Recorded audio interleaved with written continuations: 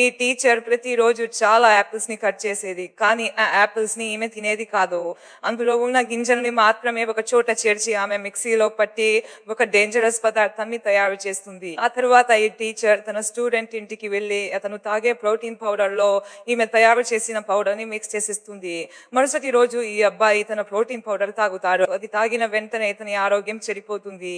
దాంతో వెంటనే డాక్టర్స్ వచ్చి అతని ప్రాణాలైతే కాపాడుతారు, కానీ అతని శరీరం అంతా పక్షవాతం వచ్చేసి ఉంటుంది. ఆ తర్వాత ఈ టీచర్ తన ఇంకో స్టూడెంట్ ఇంటికి వెళ్లి అక్కడ కావాలనే యాపిల్స్ కట్ చేసినట్టు క్రియేట్ చేస్తుంది. అలాగే అతని ల్యాప్టాప్ లో విషాన్ని ఎలా తయారు చేయాలి అని చెప్పి సెర్చ్ చేస్తుంది. ఎందుకంటే ఈమె ఇతన్ని ఇరికించాలని అనుకుంటుంది. కానీ ఇతను తన పక్షవాతం వచ్చిన ఫ్రెండ్ ఇంటికి వెళ్లి ఉంటారు.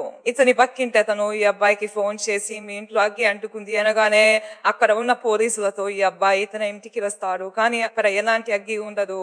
ఇదంతా టీచర్ కావాలనే చేసి ఉంటుంది. ఆమె లైటర్ ని వెలిగించి అలారం మోగేలాగా చేసి ఉంటుంది.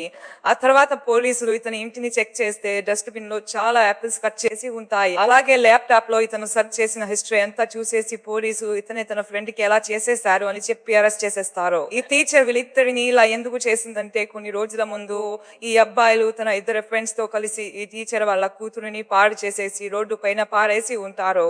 మరుసటి రోజు తన కూతుర్ని అంత దారుణమైన స్థితిలో హాస్పిటల్లో చూసేసిన టీచర్ మనసు చాలా విరిగిపోతుంది. దాంతో అమ్మాయి చెప్పడంతో ఆ నలుగురిని పోలీసులు అరెస్ట్ చేస్తారు. కానీ ఆ నలుగురిలో ఒకతను ఎక్కువ డబ్బు ఉండేవారు అవ్వడంతో అతను జడ్జికి డబ్బులు ఇచ్చి వాళ్ళపై ఎలాంటి కేసు లేకుండా బయటకి వచ్చేసి ఉంటారు.